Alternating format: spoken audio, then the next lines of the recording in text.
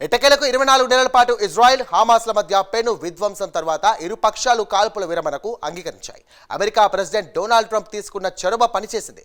Cairo, దోహాలో Trump ప్రతిపాదించినటువంటి 20 పాయింట్ల శాంతి ఒప్పందానికి ఇరు పక్షాలు ఇష్టంగానే అయిష్టంగానో అంగీకరించాయి. ఒప్పందంలో భాగంగా హమాస్ మిలిటెంట్లు తమ వద్ద ఉన్నటువంటి బందీలను విడుదల చేయాల్సి ఉంటే, మరోపక్క గాజా నుంచి ఇజ్రాయెల్ మిలిటరీ దళాలు వెనక్కి వెళ్లాల్సి ఉంటుంది. అయితే శాంతి కుసుమాలు మాత్రం అంత తేలిగ్గా రాలేదు. సుమారు 67,000 పాలస్తీనా పౌరులు ప్రాణాలు కోల్పోయి, లక్షలాది మంది ఉన్నటువంటి వాళ్ళు గూడు కోల్పోయి రోడ్డు పడ్డ తర్వాత మాత్రమే ఈ ప్రస్తుతం వారికి కాస్త ఉపశమనం లభించింది.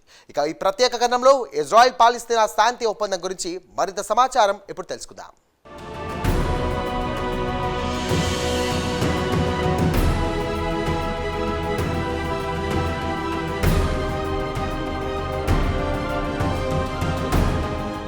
ఎట్టకేలకు మండుతున్న ఎడారిలో శాంతి పవనాలు వీచినట్లు ఇజ్రాయెల్ గాజా యుద్ధం ముగిసింది. వరుసగా గత 24 నెలల నుంచి కొనసాగుతున్న యుద్ధానికి అమెరికా ప్రెసిడెంట్ డొనాల్డ్ ట్రంప్ తీసుకున్న చొరవ వల్ల యుద్ధానికి ఇరుపక్షాలు ఒక అంగీకారానికి వచ్చాయి.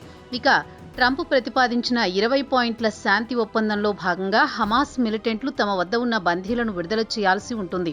అలాగే గాజాను ఇజ్రాయెల్ సైనికులు పాక్షికంగా ఉపసంహరించుకోవాల్సి ఉంటుంది. అయితే అక్టోబర్ 7, 2023 నుంచి మొదలైన యుద్ధంలో అత్యధికంగా నష్టపోయింది మాత్రం పాలస్తీనా ప్రజలే అని చెప్పక తప్పదు.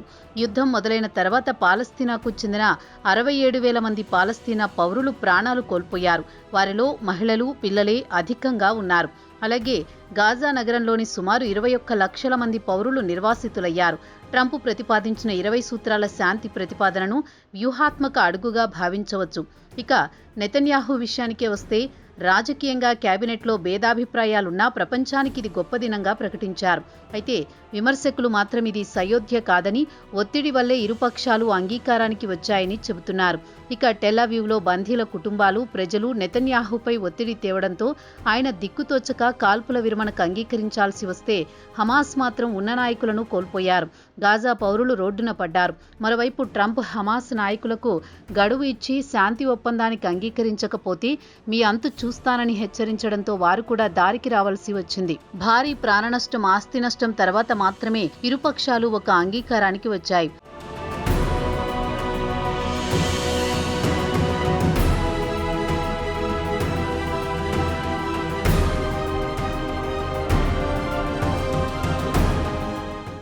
కైరోతో పాటు దోహాలో సుదీర్ఘంగా మంతనాలు జరిపిన తర్వాత ఇజ్రాయెల్, హమాస్లు మొదటి ఫేజ్లో ట్రంప్ ప్రతిపాదించిన శాంతి ఒప్పందానికి అంగీకరించాయి. మొదటి ఫేజ్లో కాల్పుల విరమణలో భాగంగా ముందుగా హమాస్ చెరలో ఉన్న బందీలను విడుదల చేయడం, అదే సమయంలో ఇజ్రాయెల్ జైళ్లలో మగ్గుతున్న పాలస్తీనా ఖైదీలను విడుదల చేయడం, అలాగే గాజా నుంచి ఇజ్రాయెల్ మిలిటరీ దళాలను పాక్షికంగా ఉపసంహరించడం. ఇరుపక్షాలు ట్రంప్ ప్రతిపాదనకు అంగీకరించిన వెంటనే ట్రంప్ తనకు అందివచ్చిన అవకాశాన్ని జారవిడుచుకోడు కదా, వెంటనే తన సోషల్ మీడియా ట్రూత్లో ఫేజ్ 1 డన్ అని ప్రకటించారు.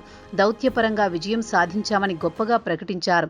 యుద్ధం ముగింపునకు ఖతార్, ఈజిప్ట్, అమెరికాలు మధ్యవర్తిత్వం వహించాయన్నారు. తాజా ఒప్పందంతో యుద్ధం ముగిసిందని ట్రంప్ ప్రకటించారు. తాజాగా యుద్ధం ముగియడంతో యావత్ ప్రపంచం ఊపిరి పీల్చుకుందన్నారు. అయితే తమ లక్ష్యం కేవలం 50% మాత్రమే నెరవేరిందన్నారు ట్రంప్.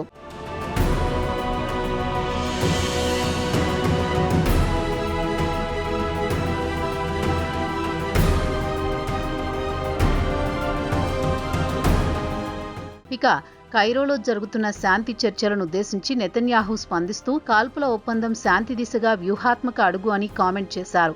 అయితే ఇది తుది శాంతి ఒప్పందం కాదన్నారు. నెతన్యాహు కేబినెట్లో మాత్రం హమాస్తో శాంతి చర్చలపై భిన్న అభిప్రాయాలు వ్యక్తమవుతున్నాయి. అయితే ఇదే అదనుగా హమాస్ మరిన్ని రాయితీలను డిమాండ్ చేయవచ్చు. గాజాపై ఇజ్రాయెల్ పట్టు కోల్పోవాల్సి వస్తుందని, హమాస్ మిలిటెంట్లు ఇదే అదనుగా తిరిగి తమపై దాడులు చేస్తారని కేబినెట్ మంత్రులు ఆందోళన వ్యక్తం చేశారు. గాజాపై ఇజ్రాయెల్ కేబినెట్లో ఏకాభిప్రాయం మాత్రం కనిపించలేదు. హమాస్తో మనకు ఎప్పటికైనా ప్రమాదం పొంచి ఉంటుందని పలువురు మంత్రులు శాంతి ఒప్పందాన్ని వ్యతిరేకించారు. హమాస్ మాత్రం గాజాలో ఇజ్రాయెల్ సైనికులు పూర్తిగా వైదొలగాలని డిమాండ్ చేస్తోంది. దీర్ఘకాలిక అంశాలైన గాజాను ఎవరూ పాలించే అంశంపై ఇప్పటికే ఒక నిర్ణయానికి రాలేకపోయారు. అలాగే గాజాను తిరిగి నిర్మించడం, డీలిమిటరైజేషన్, గాజా రాజకీయ భవిష్యత్తు గురించి ఒక్క అడుగు కూడా ముందుకు పడలేదు. అయితే ఇజ్రాయెల్ మాత్రం యుద్ధం ముగిసిన తర్వాత గాజాలో హమాస్ ఎలాంటి పాత్ర పోషించడానికి వీల్లేదని తెగేసి చెబుతోంది. ఈ యుద్ధంలో చావు తప్పి కన్నులొట్టపోయిన హమాస్ మాత్రం గాజాను తామే పాలిస్తామని, తమ అధికారాన్ని వదులుకునే ప్రసక్తే లేదని తేల్చి చెబుతోంది.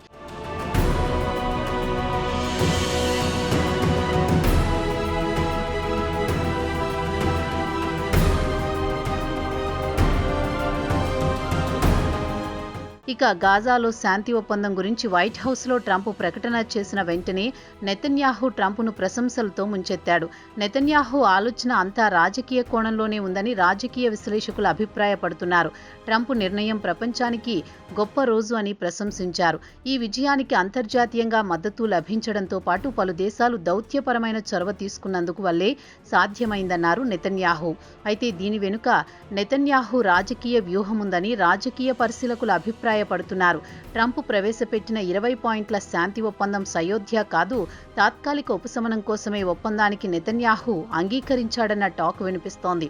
నెతన్యాహు వ్యూహాత్మకంగా ఇజ్రాయెల్ సరిహద్దులను కాపాడుకోవడంతో పాటు హమాస్ను జీరో చేయాలనే ఆలోచనలో ఉన్నాడు.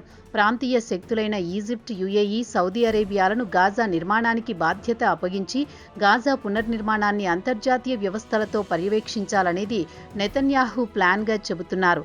ఇక ఇజ్రాయెల్ శాంతి ఒప్పందం ద్వారా నెతన్యాహు కూడా రాజకీయంగా లబ్ధి పొందాలని చూస్తున్నాడు.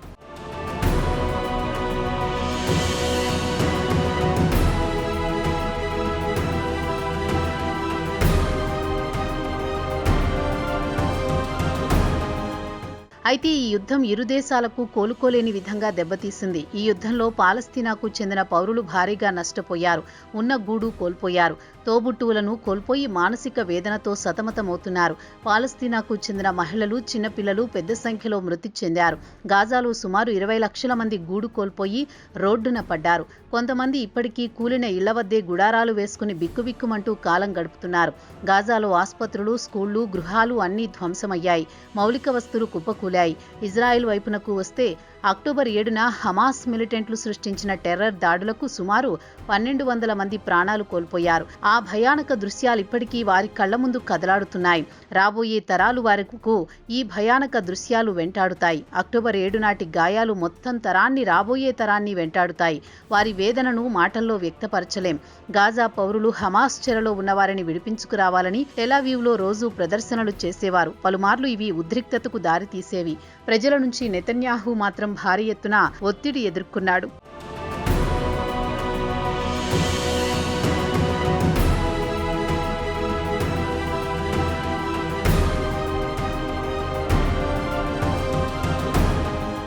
ఇక ఇజ్రాయెల్ హమాస్ మధ్య కాల్పుల ఒప్పందం దౌత్యపరమైన విజయం కాదని ఖచ్చితంగా చెప్పుకోవచ్చు.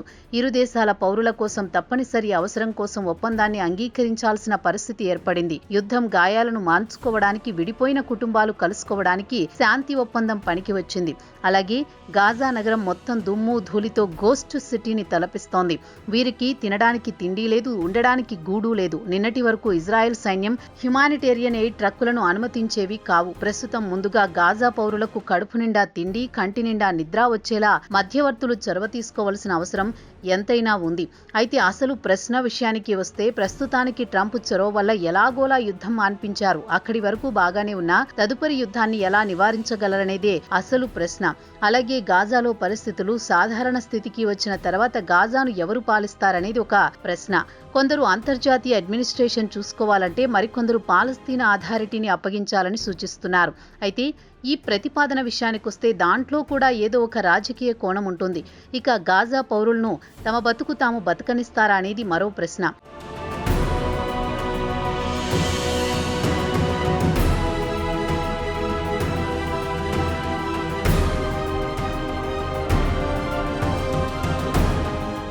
ఇక గాజాను ప్రతి ఒక్కరూ తమ లాభానికి వాడుకుంటున్నారు. గాజాలో శాంతిని పునరుద్ధరించి తాను నోబెల్ శాంతి బహుమతి దక్కించుకోవాలని ట్రంప్ కలలు కన్నాడు. నెతన్యాహు విషయానికి వస్తే ఆయన తాత్కాలికంగా కాస్త ఉపశమనం లభిస్తుంది. ఆయన ఇంటా బయట విమర్శలు ఎదుర్కొంటున్నారు. ఈ విమర్శల నుంచి కాస్త ఊరట లభిస్తుంది.